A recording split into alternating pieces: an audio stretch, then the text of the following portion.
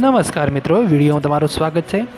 ભાભર પાલિકા દ્વારા હાઈવે પરના દબાણો હટાવવા નોટિસ ફટકારી 300થી વધુ લારી ગલ્લાઓને હટાવતા ટ્રાફિકની સમસ્યાનો હલ થશે તેવું તંત્રનું કહેવું છે। ત્યારે ભાભર શહેરમાં દબાણો હટાવવાના ઝુંબેશ હાથ ધરવામાં આવનાર છે, જેમાં 300થી વધુ પરિવારોની રોજગારી છીનવાઈ જશે તેવી દહેશત વચ્ચે 2 દિવસમાં ભાભર હાઈવે ઉપર લારી ગલ્લા સહિતના દબાણો દૂર કરવા માટે વહીવટીતંત્ર દ્વારા નોટિસ આપી હતી। ભાભર પાલિકા દ્વારા પ્રાંત અધિકારી સુઈગામની સૂચનાથી સુઈગામ ખીમણા સ્ટેટ હાઈવેથી ભાભર શહેરના ગાય સર્કલથી એપીએમસી ગેટ સુધી બંને સાઈડો ઉપર 24 મીટર સુધી કરવામાં આવેલ બિન અધિકૃત દબાણો દૂર કરવા નોટિસ ફાટવામાં આવી છે, તેમજ પાલિકાની ટીમ દ્વારા સર્વે કરી લાલ નિશાન કરવામાં આવ્યું છે।